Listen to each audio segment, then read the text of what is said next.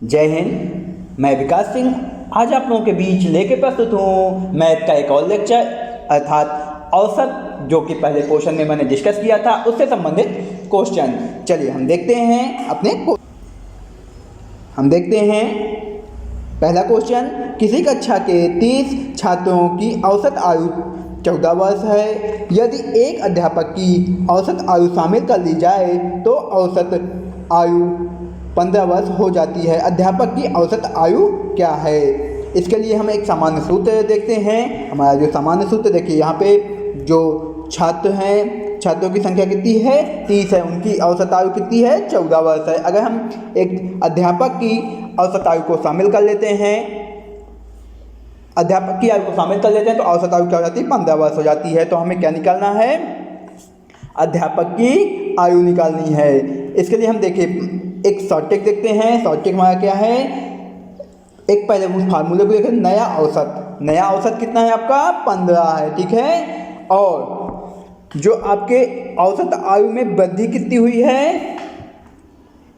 1 की वृद्धि हुई है, ठीक है। कितने छात्रों में? 30 में। देखिए कुल हमारा जो फार्मूला है नया औसत और पुराने औसतों, जो औसत है सदस्यों की संख्या गुणे औसत में वृद्धि, उसी के बिहाफ पे हम इसको सॉल्व कर रहे हैं, ठीक है। यहाँ पे देखिएगा हमारा नया औसत कितना हुआ? 15 हुआ, ठीक है। नया औसत हमारा 15 हो गया क्योंकि अध्यापक की आयु जोड़ने के बाद इसका औसत 15 हो गया, ठीक है। और हमारे पुराने जो स्टूडेंट हैं वो कितने हैं? 30 हैं। उनमें से कितने औसत वृद्धि कितनी हुई है? 1 है, जो कि 14 थी, कितनी हो गई है? 15 हो गई है, ठीक है। अब तो उसके हिसाब से हम देखते हैं, यहाँ पे हम नए औसत को रखेंगे और जो सदस्यों की संख्या उसको रख करके इसको सॉल्व करेंगे तो हमारा क्या आ जाएगा? 45 आंसर आ जाएगा। अर्थात अध्यापक की जो आयु है वो कितने वर्ष है? 45 वर्ष है, ठीक है। आगे चलते हैं हम नेक्स्ट क्वेश्चन की ओर। हमारा नेक्स्ट क्वेश्चन है 4 व्यक्तियों की औसत वजन 3 किलोग्राम बढ़ जाता है। यदि 120 किलोग्राम वजन वाले व्यक्ति के स्थान पर किसी और व्यक्ति को शामिल कर लिया जाता है। देखिए 4 व्यक्तियों का वजन, औसत जो वजन है वो 3 किलोग्राम बढ़ जाता है। यदि 120 किलोग्राम वजन वाले व्यक्ति के स्थान पर किसी और व्यक्ति को शामिल कर लिया जाता है तो कितने वजन की वृद्धि हो रही है? औसत में 3 किलोग्राम की, ठीक है। और 120 किलोग्राम के स्थान पर नए व्यक्ति को शामिल किया जाता है। आइए हम एक देखते हैं इसको सॉल्यूशन को। तो हमारा जो वजन क्या है? 120। नया वजन हम यहाँ पे देखते हैं, हमें वजन में जो वृद्धि होगी किसके स्थान पे? पुराना वजन हमारा कितना है? 120 है। और नए वजन को शामिल कितना में वृद्धि जो हो रही है उसमें कितनी हो रही है? 3 की। कितने व्यक्तियों में? 4 व्यक्तियों में। अर्थात उसको हम ऐड करके जब लिख देंगे तो अर्थात जो पुराना व्यक्ति रिप्लेस हो रहा है उसके वजन में जो वृद्धि हो रही है नए वजन में, उसको और प्लस पुराने वजन को ऐड करके हम जब लिख देंगे तो हमारा नया वजन आ जाएगा। हमारा नया वजन कितना आएगा? 132 किलोग्राम, ठीक है। क्योंकि यहाँ पे हमने क्या किया है? पुराने वजन को हमने, हमारे क्वेश्चन में पूछा है जो नया व्यक्ति आएगा उसका वजन में टोटल वजन कितना होगा। तो जो 120 वाला व्यक्ति है उसके स्थान पे जो नया व्यक्ति आया है तो उसके औसत में जो वृद्धि हुई है टोटल में उसका मल्टीप्लाई करके कुल व्यक्तियों की संख्या यहाँ पे और प्लस पुराने वजन को ऐड कर देंगे तो नया वजन हमारा आ जाएगा, ठीक है। चलिए नेक्स्ट क्वेश्चन की ओर चलते हैं। हमारा नेक्स्ट क्वेश्चन है यदि कोई व्यक्ति किसी निश्चित दूरी को x किलोमीटर प्रति घंटा की रफ्तार से तथा उसी दूरी को y किलोमीटर प्रति घंटा की रफ्तार से तय करे तो औसत चाल क्या होगी? अर्थात वह x किलोमीटर की दूरी से जाता है और उसी जब वह वापस होता है तो y किलोमीटर प्रति घंटा की रफ्तार से वापस होता है, ठीक है, उसी दूरी को। तो इस कंडीशन में देखिए दूरी सेम है, ठीक है, बस सिचुएशन चेंज हो उसके लिए एक फार्मूला होता है, उसको हम देखते हैं। हमारा क्या फार्मूला होता है? 2xy अपान में x प्लस वाई, अर्थात प्रारंभिक चाल गुए अंतिम चाल, अर्थात जब जाने की दूरी और आने की दूरी की रफ्तार, दोनों की रफ्तारों का मल्टीप्लाई करेंगे और एक बार एडिशन कर देंगे, ठीक है। तो ये हमारा एक फार्मूला बन जाएगा। इससे संबंधित क्वेश्चन अभी हम देखते हैं। चलिए अभी हम देखते हैं, अगर कंडीशन 3 पे बैठती है, 3 व्यक्तियों पे, 3 के लिए जो कंडीशन होगी उसके लिए भी अगर x y z है, 3 चालों की बात की जाती है, 3 विभिन्न चालों की, तो उसके लिए क्या हो जाएगा, x y z अपान में x plus y plus z plus x हो जाता है। ये हमारा फार्मूला होता है, ठीक है, जो कि ये दिया हुआ है। अब हम यहाँ पे देखते हैं 3 लड़कों की औसत आयु। अब यहाँ पे हम आयु से संबंधित क्वेश्चन देखते हैं। आगे यहाँ 3 लड़कों की औसत आयु क्या है, 15 वर्ष है, ठीक है, और उनका अनुपात 3:5:7 है। तो सबसे छोटे लड़के की औसत आयु क्या होगी। इस कंडीशन में हम क्या करेंगे, पहले हम 3 लड़कों की औसत आयु जो है उसको फाइंड आउट करेंगे। तो औसत आयु निकालने के लिए क्या करेंगे, जो औसत आयु है उसका गुणा कितने में टोटल में कर देंगे, तो औसत आयु का जो योग है वो आ जाएगा, कितना आ जाएगा, 15 × 3, अर्थात 3 व्यक्तियों की औसत आयु 15 है, तो उसका टोटल कितना आ जाएगा, 45 आ जाएगा, ठीक। अब हम देखते हैं 45 को 3:7, 5:7 के अनुपात में विभाजित किया गया है, ठीक। तो अब हम इसको क्या करेंगे, इसका फाइंड आउट करेंगे कि जो अगर इनका एक के अनुपात का निकाल लेंगे कि एक के अनुपात में कितने पार्ट होते हैं, तो हमारा टोटल निकल आएगा, ठीक है। अब इसके लिए हम क्या करेंगे, कुल औसत आयु का योग बटे कुल औसत आयु का योग बटे कुल अनुपात का योग, ठीक है, कुल औसत आयु का योग बटे कुल अनुपात का योग, ठीक। तो ये औसत आयु का योग कितना है, 45 बटे कुल अनुपात का योग, दोनों को बटा कर देंगे तो कितना आ जाएगा, 45 बटे 15 इक्वल टू 3 आ जाएगा, ठीक है। हमारी औसत आयु अगर एक पोर्शन की 1% की बात करते हैं तो कितना आ गया, 3 आ गया। तो अब हम किसकी ज्ञात करनी है, तो सबसे छोटे लड़के की ज्ञात करनी। छोटा लड़का क्या है, का अनुपात क्या है, 3 है, ठीक। तो हम उसमें क्या करेंगे, उसमें हम 3 का गुणा कर देंगे, 3 × 3 इक्वल टू 9 आ जाएगा, ठीक, क्योंकि उसका अनुपात 3:5:7 है, तो उसका अनुपात 3 है सबसे छोटे व्यक्ति का, तो उसका गुणा करेंगे तो हमारा आंसर 9 आ जाएगा। चलिए नेक्स्ट क्वेश्चन की ओर चलते हैं। 5वां क्वेश्चन है, एक कक्षा के 40 छात्रों द्वारा प्राप्त अंकों का औसत 86 है। यदि 5 सर्वाधिक अंकों को निकाल दिया जाए तो औसत 1 अंक कम हो जाता है। औसत 1 अंक कम हो जाता है। शेष 5 छात्रों के औसत अंक बताइए। यहाँ पे 40 छात्रों से प्राप्त औसत अंक कितना है, 86 है, ठीक है। तो 5 सर्वाधिक अंक प्राप्त करने वाले छात्र हैं उनको, तो अब हम देखेंगे पहले हमारे 40 × 86, ठीक, को फाइंड आउट करेंगे तो कितना आएगा, 86 × 40 को जब हम गुणा करेंगे तो आ जाएगा ये हमारा 34:40 हो जाएगा, ठीक है। इसको हम जब गुणा करेंगे 34:40 हो जाएगा। अब हम क्या करेंगे, क्योंकि 5 व्यक्तियों को निकालने के बाद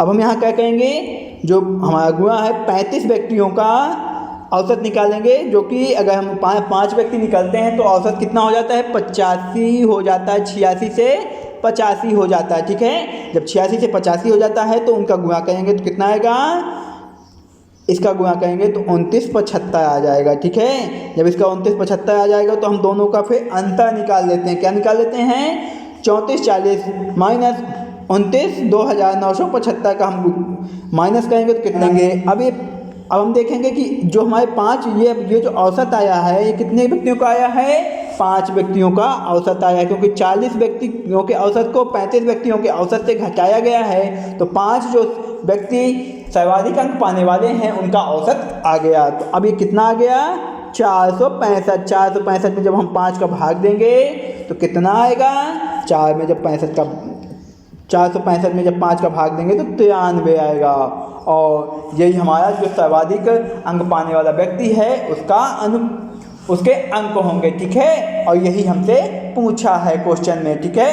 क्या पूछा है, 5 औसत अंक शीर्ष 5 जो कि 93 अंक पाने वाले 5 व्यक्ति होंगे, ठीक है। इसके हिसाब से इसका आंसर निकल आया। चलिए आगे चलते हैं नेक्स्ट क्वेश्चन की ओर। हमारा नेक्स्ट क्वेश्चन है, 4 बहनों की औसत आयु 7 वर्ष है। यदि माँ की आयु शामिल कर दी जाए तो औसत आयु 6 वर्ष बढ़ जाती है, तो माँ की आयु होगी। देखिए यहाँ पे 4 बहनों की औसत आयु की बात की गई है। 4 बहनों की औसत आयु कितनी है, 7 वर्ष है, ठीक है। और अगर माँ की औसत आयु शामिल कर दी जाती है तो उनकी औसत आयु में वृद्धि हो जाती है, अर्थात माँ की औसत आयु जब शामिल कर दी जाती है तो औसत आयु कितनी हो जाती है, 13 हो जाती है, ठीक है। जब औसत आयु 13 हो जाती है तो यह पूछा गया है कि माँ की औसत आयु क्या होगी। आइए हम सलूशन की ओर चलते हैं। पहले हम क्या करेंगे, चारों बहनों की औसत आयु निकालने के लिए 7 गुणे 4 कर देंगे तो कितना आ जाएगा, 28 आ जाएगा, ठीक है। 28 आ जाएगा। और हम देखते हैं कि जब माँ की औसत आयु को शामिल कर लिया जाता है, माँ की आयु को शामिल कर लिया जाता है तो औसत आयु कितनी हो जाती है, 7 + 6 = 13 हो जाती है, ठीक है। 6 की वृद्धि हो जाती है। तो अब हम क्या करेंगे, तथा कुल जो व्यक्ति हो जाएंगे कितने हो जाएंगे, माँ और बहनें हैं दो, सबको मिलाकर के उनकी जो संख्या वो कितनी हो जाएगी, 5 हो जाएगी, ठीक है। तो कुल औसत आयु कितनी हो जाएगी भाई, 28 पहले है 4 लोगों की, तो माँ को जब शामिल कर लिया जाएगा तो कितना हो जाएगा, 28 उनकी है, माँ को शामिल कर लिए 5 लोग हो गए, तो माँ की औसत आयु निकालनी है। तो अभी हम क्या कहेंगे, औसत आयु हमारी कितनी हो गई है, 13 गुणे 5 तो कितना हो गया, 65। माँ की औसत आयु निकालने के लिए, माँ की औसत आयु जो है टोटल, उसमें माँ की आयु निकालने के लिए हम क्या करेंगे, माँ की आयु निकालने के लिए हम टोटल औसत आयु से जो बेटियों की औसत आयु उसको घटा देंगे, क्या करेंगे, घटा देंगे, ठीक। जब हम इसको घटाएंगे तो हमारा कितना आएगा, 65 - 28 कितना आ जाएगा, 37 आ जाएगा। यही हमारा आंसर होगा दोस्तों।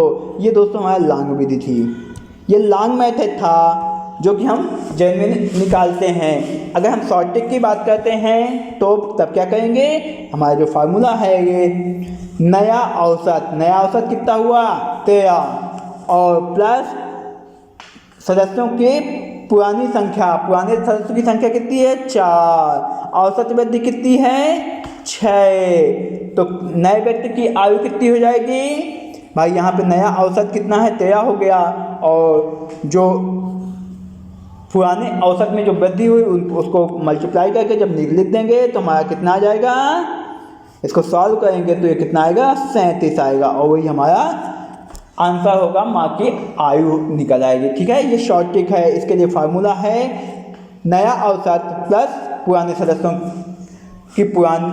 सदस्यों की जो है संख्या और उनका औसत में वृद्धि, ठीक है। इसका उपयोग करके हम इसको शॉर्ट ट्रिक के माध्यम से निकाल सकते हैं। हम बात करते हैं 7वें क्वेश्चन की। क्रिकेट के एक खिलाड़ी का 10 पारियों का कुल औसत कुछ था, ठीक है। यहाँ पे कुछ औसत की बात की गई है। 11वीं पारी में उसने 8 रन बनाए तथा उसमें उसकी औसत रनों की संख्या में वृद्धि जो हुई कितनी हुई, 6 हुई। औसत वृद्धि जो हुई 6 हुई, ठीक है। तो उसकी औसत रन संख्या कितनी वृद्धि हुई, औसत रन संख्या में वृद्धि निकालने के लिए हम क्या करेंगे, औसत जो वृद्धि हुई कितनी हुई, 6 हुई, ठीक है। औसत वृद्धि जो 6 हुई और उसने कुल कितनी पारियाँ खेली हैं 11, और उसने 11वीं पारी में कितने रन बनाए हैं 108 रन। ठीक, जब 108 रन बनाए हैं और उसकी वृद्धि कितनी हुई है, उसकी वृद्धि जो हुई है कितनी हुई है 6 हुई है। ठीक है, तो औसत अभीष्ट औसत निकालने के लिए हम क्या करेंगे, यहाँ पे अभीष्ट औसत रन संख्या, आखिरी पारी में कितने रन बनाए हैं उसने 108 रन। ठीक है, 108 रन बनाए हैं, उसके हिसाब से और जो आपके 10 पारियों में वृद्धि हुई है वो कितनी हुई है 6 रन की हुई है। ठीक है, तो अब हम क्या करेंगे 108 माइनस 10 पारियों में जो संख्या है उसको यहाँ पे घटा देंगे, तो जो लास्ट पारी में उसने रन बनाए हैं उसकी अभीष्ट औसत रन संख्या निकल आएगी। ठीक है, हम यहाँ देखते हैं 108 माइनस 60, तो कितना आया 48 रन। ठीक है, ये हमारा आंसर आ गया।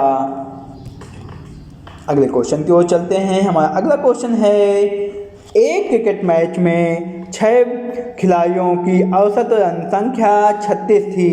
यदि इसमें से एक खिलाड़ी ने 16 रन बनाए तो शेष खिलाड़ियों ने की औसत रन संख्या कितनी है। अर्थात यहाँ पे 6 खिलाड़ियों का औसत कितना है 36 है, तो 36 गुणे 6 कितना हुआ 216, और एक खिलाड़ी ने जो रन बनाए वो 16 हैं। ठीक है, एक खिलाड़ी जो रन बनाए तो 16 हैं, तो 216 माइनस एक खिलाड़ी के रन के हटा देंगे तो कितना आ जाएगा 200, तो शेष खिलाड़ियों ने जो रन बनाए वो कितने हैं 200 हैं दोस्तों। ठीक है, ये हमारा सलूशन हो गया। दोस्तों आज के लेक्चर में इतना ही। गुरुजी वाज विद कंप्यूटर चैनल को सब्सक्राइब करें, लाइक करें, शेयर करें।